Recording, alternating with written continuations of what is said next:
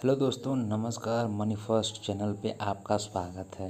दोस्तों, आज हम बात करेंगे कि सेविंग अकाउंट कैसे खुलवाते हैं और सेविंग अकाउंट कहाँ खुलवाएं कि जहाँ पर हमको ज़्यादा से ज़्यादा चार्ज ना देना पड़े और कम ही चार्ज में हमारा अच्छा अकाउंट ऑपरेट हो सके।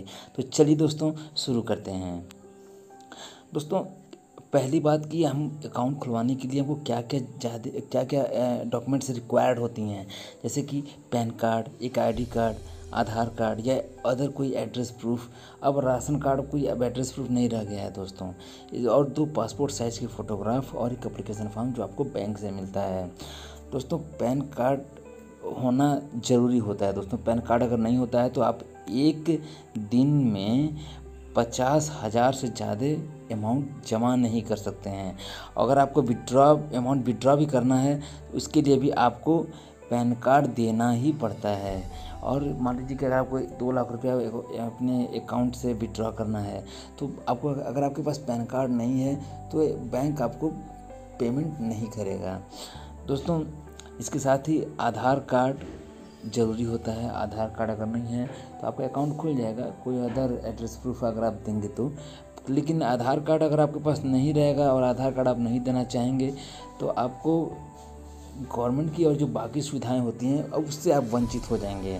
दोस्तों, 2 पासपोर्ट साइज़ के आपको फ़ोटोग्राफ लगते हैं और एक एप्लीकेशन फॉर्म लगता है। दोस्तों, ये भर कर आप बैंक में जमा करेंगे, सेम डे या अगले दिन आपको बैंक अकाउंट खोलकर दे देगा। दोस्तों, अकाउंट इसके बाद आपको ध्यान रखने की बात होती है कि मिनिमम बैलेंस किस बैंक में सबसे कम है। दोस्तों, प्रीफर यही करना चाहिए कि जहां पर आपको मिनिमम बैलेंस कम से कम देना पड़े, आप अकाउंट वहीं पर खुलवाएं। दोस्तों, फॉर एग्जांपल एचडीएफसी बैंक में आपको 5,000 मिनिमम बैलेंस चार्ज पे करने पड़ते हैं। दोस्तों, एसबीआई में आपको 3,000 मिनिमम बैलेंस चार्ज पे करते हैं। सपोज दैट अगर आपको किसी महीने में आपको पैसे की ज़रूरत पड़ी, अगर आपने उस मिनिमम बैलेंस को उठा लिया तो दोस्तों बहुत हैवी पेनल्टी ये दोनों बैंकें चार्ज करती हैं। एसबीआई और एचडीएफसी बैंक तो इन सभी चार्जेस के तो पापा कहे जाते हैं। दोस्तों, अब किस बैंक में अकाउंट खुलवाएं? दोस्तों, ये आपको कंपैरेटिवली तुलना करना पड़ेगा। आप बैंकों के खुद इंडिविजुअल वेबसाइट पे जाकर पता कर सकते हैं कि उनका मिनिमम बैलेंस चार्ज कितना है। दोस्तों, अभी फ़िलहाल कोरोना काल चल रहा है, इसलिए अभी कोई भी मिनिमम बैलेंस चार्जेज या कोई भी एक्स्ट्रा चार्जेज जो बैंक पहले काटते थे अब नहीं काट रहे हैं। लेकिन इसके बाद जब स्थिति सही होगी या पहले, तो फिर से वही अपने पुराने ढर्रे पे ये लोग लौट आएंगे। तो इसलिए आपको ये खुद आपको तय करना पड़ेगा कि आप उस बैंक में अकाउंट खुलवाइए यहाँ पर मिनिमम बैलेंस की चार्ज बहुत कम हो। फॉर एग्ज़ाम्पल, अगर आप Allahabad bank, UCO bank, Vijaya bank या बैंक ऑफ बड़ौदा में, यूनियन बैंक ऑफ इंडिया में अगर आप अकाउंट खुलवाते हैं तो वहाँ पे मिनिमम बैलेंस चार्जेस इन दोनों बैंकों की तुलना में काफ़ी कम होते हैं। दोस्तों, मिनिमम बैलेंस चार्जेस ये कई बातों पे डिपेंड करता है। जैसे कि अगर आप कोई मेट्रो सिटी में है, कोई बड़े महानगरों में है तो वहाँ पर मिनिमम बैलेंस चार्जेस अकाउंट को ऑपरेट करने के लिए ज़्यादा रखा जाता है। रूरल ब्रांच है तो वहाँ पर बहुत ही कम होता है। मिनिमम बैलेंस मैंने आपको जैसा बताया कि बैंक टू बैंक भी डिफ़र करता है। दोस्तों, आधार सीडिंग, अकाउंट खुलवाने के बाद आपका अकाउंट आधार से सीड होता है। आधार से सीड होने का सिर्फ इतना तात्पर्य होता है कि आपको गवर्नमेंट सब्सिडी, जैसे कि गैस की सब्सिडी हो गया, प्रधानमंत्री गरीब कल्याण योजना जो अभी अकाउंट में 500 हज़ार रुपये जो अकाउंट में क्रेडिट हो रहे हैं, इन सभी सुविधाओं से वंचित रह जाएंगे अगर आपके अकाउंट में आधार सीड नहीं है तो। आधार सीड होना ये मैंडेटरी नहीं है, ये ऑप्शनल है। आप चाहें तो अपना आधार दीजिए या मत दीजिए, लेकिन आप आधार अगर नहीं देंगे तो इन सभी गवर्नमेंट की स्कीम से आप वंचित रह जाएंगे। आधार सीडिंग और ई-केवाईसी के दोस्तों कई सारे ढेर सारे फ़ायदे भी हैं। आपको जो है कई अल्टरनेट डिलीवरी चैनल मिल जाते हैं जिससे आपको डायरेक्ट बैंक में ना जाकर जमा और निकासी करना पड़े। लेकिन आपको कहीं भी सीएसपी जो सेंटर होते हैं, जो अंगूठा से आपसे पेमेंट आपको मिल जाएगा, तो बार बार आपको बैंक जाने की ज़रूरत नहीं पड़ती है। और आपको फ़ोन पे, गूगल पे, इससे जिसमें आपका मोबाइल नंबर और आधार नंबर सीड होता है, वो सीधा आपको कई सारे अल्टरनेट डिलीवरी चैनल को एक्सेस करने का अलाउ मिल जाता है। दोस्तों, अब सबसे बड़ी बात ध्यान रखने की है कि अब मान लीजिए अकाउंट खुलवा लिया आपने, आपको अकाउंट पासबुक मिल गया। अब ध्यान देने की बात ये होती है कि आपका अकाउंट डॉर्मेंट ना हो, इनऑपरेटिव से कैसे बचें, आपका अकाउंट इनऑपरेटिव ना हो, डॉर्मेंट ना हो। तो दोस्तों इसके लिए एकमात्र शर्त ये होती है कि आपका अकाउंट KYC फुलफिल्ड हो, आपके अकाउंट में KYC की समस्या ना हो। KYC दोस्तों हर 6 महीने में सिस्टम जो है, बैंकों का जो सिस्टम है वो रिवाइज करता रहता है। अगर आप 6 महीने में एक भी विड्रॉल अगर नहीं किए हैं तो आपका अकाउंट पार्शियली फ्रीज हो जाता है।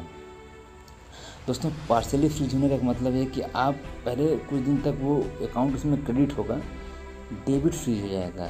दोस्तों इसके बाद उसका अगला चरण ये होता है कि फिर भी अगर आपने अकाउंट में कुछ भी ऑपरेशन नहीं किया तो अकाउंट डॉर्मेंट हो जाता है। डॉर्मेंट का मतलब है कि customer not contacting in branch since some tenure, कुछ समय से वो पैसे जो कस्टमर जो है बैंक में नहीं आ रहा है और वो पैसा जमा निकासी नहीं कर रहा है। फिर भी लेकिन डॉर्मेंट अकाउंट में देखा गया है कि पैसा क्रेडिट होता है लेकिन विड्रॉ आपको प्रोहिबिटेड रहता है।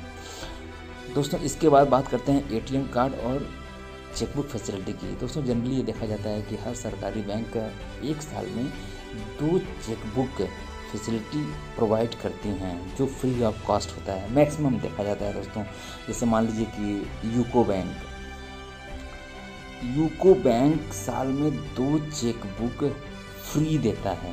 फ्री मतलब कि उसका कोई भी चार्ज नहीं लगता है दोस्तों। और ATM चार्ज, अब ATM चार्ज दोस्तों लगता है, RuPay card, platinum card, ATM charge कई प्रकार के होते हैं। आप जब बैंक में विजिट करेंगे आपको अपनी सहूलियत के अनुसार, अगर आप बार बार बाहर जाते हैं तो international debit card, credit card भी आप ले सकते हैं, वरना आपके अपने सहूलियत के अनुसार से आपको सारी सुविधाएं बैंकों में मौजूद हैं। तो ATM का जो चार्ज होता है, जैसे ATM इशू होता है, पहले होता था कि एक पहला ATM फ्री होता था दोस्तों, अब ऐसा नहीं रह गया है। ATM का चार्ज आपको अपफ्रंट पे करना पड़ता है। तो दोस्तों ये हो गई सारी सुविधाओं की बात। अकाउंट कैसे खुलवाते हैं, उसको कैसे डॉर्मेंट नहीं होने देंगे, उसमें क्या क्या फैसिलिटीज़ आपको मिलती हैं उसमें। और एक सबसे ख़ास बात दोस्तों, मोबाइल नंबर।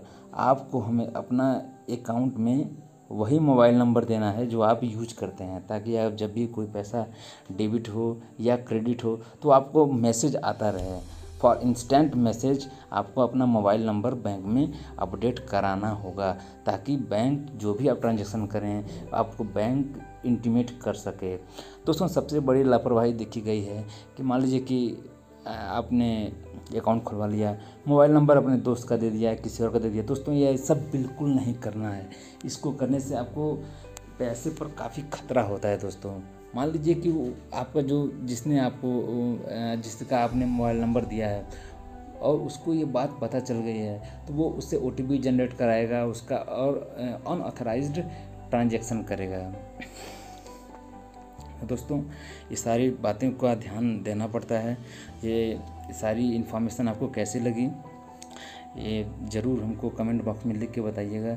इससे भी आगे हम और सारी अच्छी वीडियो बनाकर आपके इस चैनल पे डालते रहेंगे। इस चैनल को आप लाइक कीजिए, वीडियो को अच्छा लगा तो चैनल को सब्सक्राइब कीजिए और दोस्तों के साथ इसको शेयर कीजिए। दोस्तों बहुत बहुत धन्यवाद।